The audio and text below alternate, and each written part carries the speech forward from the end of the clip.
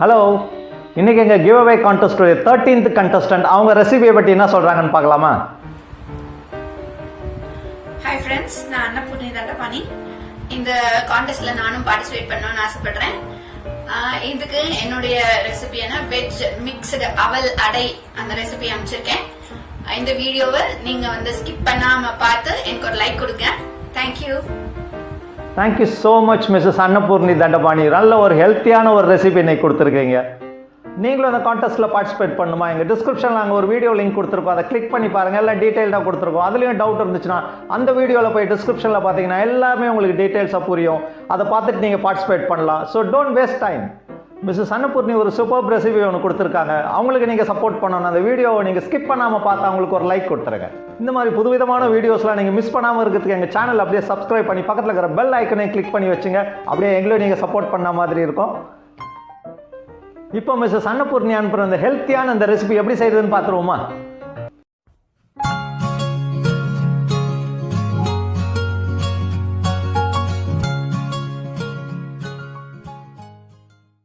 அவல் 1 கப்,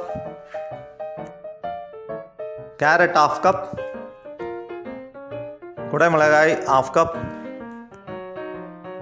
கோஸ் 1/2 கப், உருளைக்கிழங்கு 1, வெங்காயம் 1, கொத்தமல்லி, புதினா,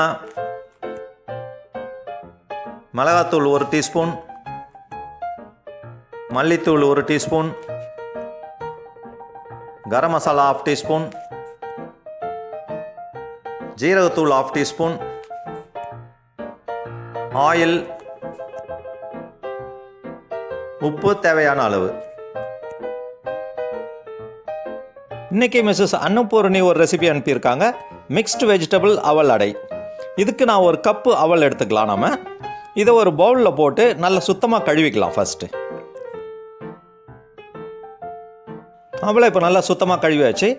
இது மூழ்கிற அளவுக்கு நம்ம தண்ணியை ஊற்றி ஒரு 10 to 15 minutes தான் ஊற வச்சிடலாம். இந்த வெஜிடபிள் அவல் அடைக்கு ஒரு மீடியம் சைஸ் கேரட் எடுத்துக்கலாம். ஃபஸ்ட்டு அதை நல்லா நம்ம கிரேட் பண்ணிக்கலாம். இது ஒரு 1/2 கப்பு வரும். அது இப்போ ஒரு மீடியம் சைஸ் உருளைக்கிழங்கு எடுத்து நல்லா நம்ம கிரேட் பண்ணிக்கலாம். கிரேட் பண்ணும்போது அந்த பெரிய இதில் கிரேட் பண்ணுங்கள், அப்போ தான் நல்லாயிருக்கும். ரொம்ப நைஸாக இருந்தால் நல்லா இருக்காது. இந்த உருளைக்கிழங்கு நீங்கள் சாப் பண்ணி கூட போடலாம். மிஸ்ஸஸ் அன்னபூர்ணி அப்படி தான் அவங்க சாப் பண்ணி தான் போட்டிருந்தாங்க. நான் கிரேட் பண்ணிக்கிறேன். இதுவும் ஒரு 1/2 கப் அளவுக்கு வரும். அடுத்தது நம்ம கோஸ் எடுத்துக்கலாம். இதையும் ரொம்ப நைஸாக நான் கிரேட் பண்ணிக்கிறேன். இந்த வெஜிடபிள்ஸ் எல்லாமே நல்ல வெஜிடபிள்ஸ் தான் இதில் போட்டிருக்காங்க. அவங்க என்ன சொன்னாங்க, நம்ம வீட்டில் என்ன இருக்கோ அதை போட்டுக்கலாம், நம்ம வெஜிடபிள்ஸ் யூஸ் பண்ணது நம்ம சாய்ஸ் அப்படின்ட்டு. எல்லாமே நல்லாயிருக்கும் இந்த அடைக்கு. இந்த கோஸையும் ரொம்ப நல்லா ஃபைனாக நம்ம கிரேட் பண்ணிக்கலாம்.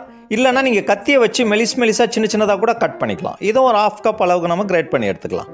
அடுத்தது நம்ம குடமிளகா போடுறோம். இந்த குடமிளகாவை நான் வெட்டிக்கிறேன் சின்ன சின்ன. ஏன்னா அவ்வளோ கிரேட் பண்ணால் அவ்வளோ நல்லா வராது இது. அதனால் ஃபஸ்ட்டு நம்ம நீட்டு ஸ்ட்ரிப்ஸாக வெட்டிட்டு அப்புறம் அதை ஃபைன் பீசஸாக கட் பண்ணிக்கலாம் சின்ன சின்னதாக. இந்த குடமிளகா போடுறதுனால இந்த அடை சாப்பிடும்போது நல்லா க்ரன்ச்சியாக இருக்கும். இப்போ கேரட் இதெல்லாம் நம்ம கிரேட் பண்ணி எடுத்துடுறோம் இல்லையா, இது நல்லா க்ரன்ச்சியாக இருக்கும், சாப்பிட்றதுக்கே நல்லாயிருக்கும். இந்த அடையே ஸ்பெஷல் தான் ஆக்சுவலி. நீங்கள் நார்மல் அடை போடுற அந்த அரிசி பருப்பு இதெல்லாம் ஓவர் நைட் ஊற வைக்கணும். அட்லீஸ்ட் 4 to 5 hours அது ஊற வச்சு நம்ம அடை போடுவோம். இது அப்படி இல்லை, யாராவது கெஸ்ட் வந்துட்டாங்களா அவங்கக்கிட்ட பேசிக்கிட்டே இருக்கும்போது நம்ம வெஜிடபிள்ஸை வெட்டுறதுக்குள்ளே இந்த அவல் ஊறிடும். அதுக்குள்ளேயே அடையை ஊற்றி உடனே கொடுத்துடலாம். ஒரு 1/2 hour மேட்ரே வரும். சூப்பராக இருக்கும், சாப்பிட்றதுக்கும் நல்லாயிருக்கும். வெஜிடபிள்ஸும் ஹெல்த்தியான ஒரு இது.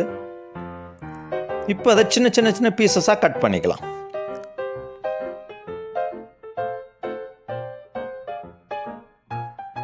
இப்போ அடைக்க வேண்டிய எல்லா வெஜிடபிள்ஸும் வெட்டியாச்சு. நெக்ஸ்ட்டு வெங்காயம் தான். வெங்காயம் இல்லாத சமையலா?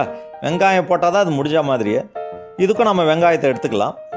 இதையும் ஃபைன் பீசஸாக நம்ம சாப் பண்ணிக்கலாம். வெங்காயம் பார்த்திங்கன்னா அதில் நிறைய ஆன்டிபாக்டீரியல் ப்ராப்பர்ட்டிஸ் இருக்குது, லோ கேலரிஸு, பட் விட்டமின்ஸும் மினரல்ஸும் நிறையா இருக்குது. It's very good for heart disease. ரொம்பவே ஒரு அருமையான மெடிசன் இது. பிளட் சுகரை கூட கண்ட்ரோல் பண்ணுதா வெங்காயம். இதையும் நல்லா நம்ம ஃபைன் பீசஸாக சாப் பண்ணி இதோட சேர்த்துக்கலாம். அவல் நல்லா ஊறிடுச்சுப்போம். இதை நம்ம மிக்சியில் போட்டு நல்லா அரைச்சிக்கலாம். இப்போ அடுத்த ஸ்டெப் போக வேண்டியது தான். இப்போ ஒரு நம்ம மிக்சிங் பவுல் எடுத்துக்கலாமா? இதில் நம்ம கிரேட் பண்ணி வச்சுருந்தோம்ல இந்த 1/2 கப்பு கேரட்டு, பொட்டேட்டோ, கோஸு, இந்த சாப் பண்ணி வச்சுருந்த கேப்சிகம்மு, வெங்காயம் இது எல்லாத்தையும் போட்டுக்கலாம். இது ஒரு நல்ல வெஜிடபிள் அடைங்க. இது வந்து morning breakfast, evening lunch, dinner எதுக்கு வேணாலும் சாப்பிட்லான்னு நினைக்கிறேன். நல்லா ஸ்டமக் ஃபில்லிங்காகவும் இருக்கும்னு நினைக்கிறேன். இப்போ இந்த வெஜிடபிள்ஸ் கூட ஒரு கைப்பிடி கொத்தமல்லியும் ஒரு கைப்பிடி புதினாவும் நம்ம சேர்க்க சொல்லியிருக்காங்க. இதையும் நல்லா ஃபைனாக சாப் பண்ணி வச்சு சேர்த்துருக்கேன். அப்புறம் வந்து ட்ரை மசாலாஸு, 1 டீஸ்பூன் மிளகாத்தூள், ஏன்னா இதில் அவங்க பச்சை மிளகாவே போடல. 1 டீஸ்பூன் கொத்தமல்லி பவுடரு, ஒரு 1/2 டீஸ்பூன் கரம் மசாலா. இது கரம் மசாலா வேணும்னு போடுங்க, இல்லைன்னா ஸ்கிப் பண்ணிக்கலாம். இன்னும் ஒரு 1/2 டீஸ்பூன் ஜீரக பவுடர். இந்த ஜீரகம் அரைக்கும் போது மட்டும் எப்போதுமே கொஞ்சம் வறுத்துட்டு அரைங்க, ஃப்ளேவர் சூப்பராக இருக்கும். இப்போ இது எல்லாத்தையும் நல்லா மிக்ஸ் பண்ணிக்கலாம். இந்த ஸ்டேஜில் அவங்க கொஞ்சம் ஜீரகத்தை தாளித்து கொட்ட சொல்லியிருக்காங்க இந்த வெஜிடபிள்ஸில். இப்போ நாம் ஒரு தாளிப்பு கரண்டி வச்சு 1 டேபிள் ஸ்பூன் அளவு எண்ணெய் ஊற்றிக்கலாம். இந்த இதெல்லாம் செய்யும்போது பார்த்தா இந்த அடை ரொம்பவே டேஸ்டியாக இருக்கும்னு நினைக்கிறேன். இப்போ எண்ணெய் கொஞ்சம் ஹீட் ஆனவுன்னு ஒரு 3/4 டீஸ்பூன் அளவுக்கு நம்ம ஜீரகத்தை போட்டுக்கலாம். இந்த ஜீரகம் ரொம்ப நல்லது டைஜஷனுக்கு. எல்லாத்துலேயும் நம்ம ஜீரகம் சேர்க்குறோம் தாளிக்கும் போது. ஸோ இந்த டைமில் நாம் ஒரு 3/4 டீஸ்பூன் எடுத்து வச்சுருக்கோம் ஜீரகத்தை போட்டு கொஞ்சம் லைட்டாக வெடிச்சு வரும்போது அதில் கொட்டிடலாம்.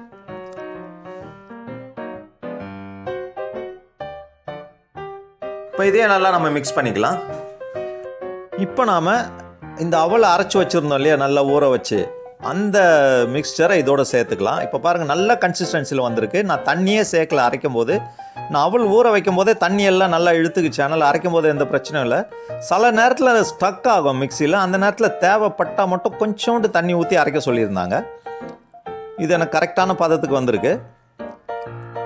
இப்போ இந்த வெஜிடபிள்ஸோடு இதை போட்டுக்கணும் நம்ம. இப்போ இந்த நேரத்தில் நம்மளுக்கு எவ்வளோ தேவையோ அந்த அளவுக்கு சால்ட்டு சேர்த்துங்க உங்கள் டேஸ்ட்டுக்கு ஏற்றபடி. அதையும் போட்டு நல்லா மிக்ஸ் பண்ணிக்கலாம். இப்போ இந்த அவல் அடைக்க வேண்டிய மிக்சர் ரெடி ஆகிடுச்சு.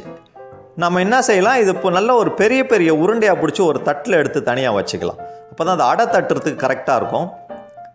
இந்த மாவு கொஞ்சம் பிசு பிசுன்னு தான் இருக்கும். அதனால் நீங்கள் கையில் வேணால் கொஞ்சம் ஆயில் அப்ளை பண்ணிங்க, இல்லைன்னா கையில் ஒட்டும். இப்போ எல்லாத்தையுமே நம்ம உருண்டையாக பிடிச்சி வச்சுக்கலாம். இப்போ நம்ம ஒரு பேன் வச்சு கொஞ்சம் ஹீட் பண்ணிக்கலாம். நான் நான்ஸ்டிக் தவா யூஸ் பண்ணுறேன். இப்போ தவா ஹீட் ஆன உடனே நம்ம உருண்டை பிடிச்சி வச்சிடலாம். இந்த மாவு எடுத்து கையாலேயே அப்படி அடைய அழகாக தட்ட வேண்டியது தான். கொஞ்சம் கையில் ஒட்ட தான் செய்யும். நான் ஆயில் அப்ளை பண்ணியிருக்கேன், அப்போ கூட ஒட்டுது. கொஞ்சம் பொறுமையாக நீங்கள் அப்படியே கையாலேயே ஸ்லோவாக ஸ்ப்ரெட் பண்ணி அடை மாதிரி அழகாக தட்டிடுங்க. ஃப்ளேமை வந்து சிம்லேயே வச்சுங்க. இப்போ பாருங்கள் அழகாக ஃபுல்லாக ஸ்ப்ரெட் ஆகிடுச்சு பாருங்கள். இப்போ இந்த ஸ்டேஜில் நம்ம என்ன செய்யலாம், கொஞ்சம் ஆயில் ஊற்றணும். ஊற்றும் போது ஆயில் அந்த எட்ஜஸ்லேயே ஊற்றுங்க. அப்போ தான் உள்ளே இறங்கி அடியில் நல்லா வேகும். நான் அடை கொஞ்சம் எப்போதுமே கிறிஸ்பியாக இருக்கணும், அப்போ தான் நல்லாயிருக்கும் சாப்பிட்றதுக்கு. அந்த எட்ஜஸில் ஊற்றி மேலே ஒரு மூடி போட்டு நம்ம சிம்லேயே வச்சு வேகிற வரைக்கும் வெயிட் பண்ணலாம். இப்போ நல்லா ஸ்மெல் வருது. ஒரு சைடு நல்லா வெந்துட்டு இருக்குன்னு நினைக்கிறேன். இப்போ ஓப்பன் பண்ணி பார்ப்போம். நல்லா வெந்து தான் இருக்குது. இது அப்படியே நம்ம திருப்பி போட்டுருவோம். அந்த அடையை திருப்பி போட்டு அதே மாதிரி மூடியை போட்டு சிம்மில் வச்சு அந்த சைடு வேகத்துக்கு நம்ம வெயிட் பண்ணுவோம். ஒரு 3லேருந்து 5 நிமிஷத்துக்குள்ளே குக் ஆகிடுது ஒரு சைடு. ஆயில் ஏற்கனவே தவாவில் இருக்குது, அதே போதும். இப்போ அடுத்த சைடும் வந்துருச்சுன்னு நினைக்கிறேன். ஓப்பன் பண்ணி பார்க்கலாம். நல்லா இருக்குது, ப்ரௌனிஷாக வந்திருக்கு, நல்லா கிறிஸ்பியாக இருக்குது பாருங்கள். இதையும் ஒரு தட்டில் எடுத்துகிட்டு இப்போ அடுத்த அடையை தட்டிக்கலாம். அதே சேம் ப்ராசஸ் தான். அதே மாதிரி போட்டு கையில் ஸ்ப்ரெட் பண்ணி ஒரு கவர் பண்ணி சிம்மில் வச்சு நம்ம குக் பண்ண வேண்டியது தான். இதையும்